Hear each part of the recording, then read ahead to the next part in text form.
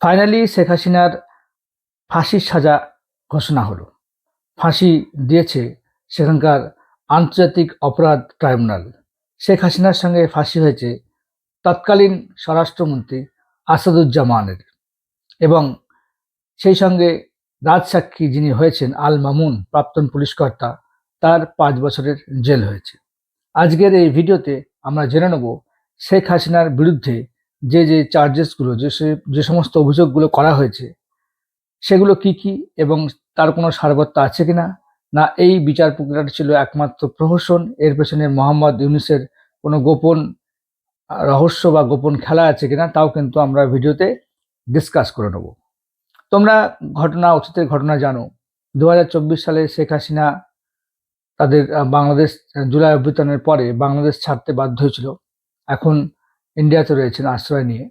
তো একটি কোটা আন্দোলন শেষ অবধি কিন্তু গণ অভ্যুত্থানের চেহারা নেয় এবং শেখ হাসিনাকে সেখান থেকে কিন্তু উৎপাটন করে, এবং সেই আন্দোলনে প্রায় 1000 জনের কাছাকাছি বিক্ষোভকারী মারা গিয়েছিল পুলিশের গুলিতে। তার পরবর্তীকালে তাদের অন্তর্বর্তীকালীন যে সরকার গঠিত হয়, তার প্রধান উপদেষ্টা হিসাবে এসছেন মোহাম্মদ ইউনূস। এই মোহাম্মদ ইউনূস এসেই শেখ হাসিনার বিরুদ্ধে এই ট্রাইব্যুনাল গঠন করেছেন।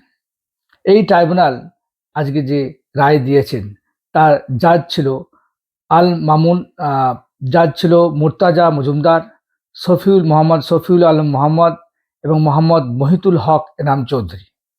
এই 3 জন জাজ ছিল, এবং শেখ হাসিনার বিরুদ্ধে যে অভিযোগ রয়েছে সেগুলো কি কি ছিল? 1 নম্বর ছিল উস্কানিমূলক মন্তব্য, আন্দোলনকারীদের উস্কানিমূলক মন্তব্য তিনি করেছিলেন। 2 নম্বর, আন্দোলনকারীদের তিনি নাকি হত্যা করেছিলেন। 3 নম্বর, বিক্ষোভকারী ছাত্র আবু শহীদকে গুলির নির্দেশ দিয়েছিলেন শেখ হাসিনা। 4 নম্বর অভিযোগ, চানখারপুলে 6 জনকে গুলি করে হত্যা করা হয় এবং আশুলিয়ায় 6 জনকে পুড়িয়ে মারা হয়। এই সমস্ত নাকি হয়েছে শেখ হাসিনার নির্দেশে, এবং শেখ হাসিনার বিরুদ্ধে প্রমাণ হিসাবে তার ফোন কলকে ব্যবহার করা হয়েছে। সেখানে নাকি শেখ হাসিনা নির্দেশ দিয়েছিলেন যে বিক্ষোভকারীদের উপরে হেলিকপ্টার, ড্রোনের মাধ্যমে বোম ফেলতে, এবং তিনি বলেছিলেন যে একজনকেও ছাড়বো না, সব রাজাকারদের মতো ফাঁসি দেব। এবং সরকারি আইনজীবী বলেন যে শেখ হাসিনা এই রায়ের বিরুদ্ধে কোনো আপিল করতে পারবে না, কারণ তিনি পলাতক।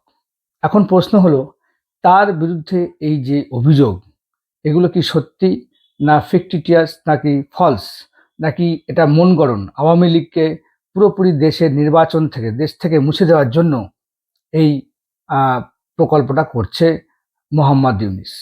কারণ কি তোমরা জানো, শেখ হাসিনার পিতা ছিলেন শেখ মুজিবুর রহমান, যাকে বাংলাদেশের রূপকার বলা হয়। তার ধানমন্ডির বাড়িও ভেঙে দেওয়া হয়েছে। শেখ মুজিবুর রহমানের মূর্তি সেখানেও কালিমালিপ্ত করা হয়েছে, ভাঙা হয়েছে। অর্থাৎ একটা দেশ, যে দেশটা আন্দোলনের মাধ্যমে তার জন্ম হয়েছে, পাকিস্তানের রাজাকারদের বিরুদ্ধে তারা আন্দোলন করে তাদের দেশের স্বাধীনতা ছিনিয়ে এনেছে, সেই ইতিহাসকে এরা মুছতে চায়। শেখ হাসিনার দীর্ঘদিনের তারা আওয়ামী লীগ পার্টি, তারা দীর্ঘদিন ধরে বাংলায় শাসন করেছে, বাংলার মানুষের জন্য তারা ভেবেছে, কিন্তু কি এমন ঘটেছে যার জন্য শেখ হাসিনাকে মৃত্যুদণ্ড দিতে হবে? এটাই এখন সবচেয়ে বড় কোশ্চেন।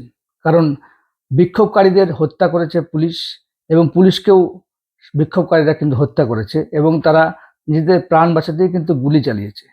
সেক্ষেত্রে সরাসরি শেখ হাসিনাকে এইভাবে জড়ানোটা, এটা একটা গোপন ষড়যন্ত্র ছাড়া আর কিছুই নয়।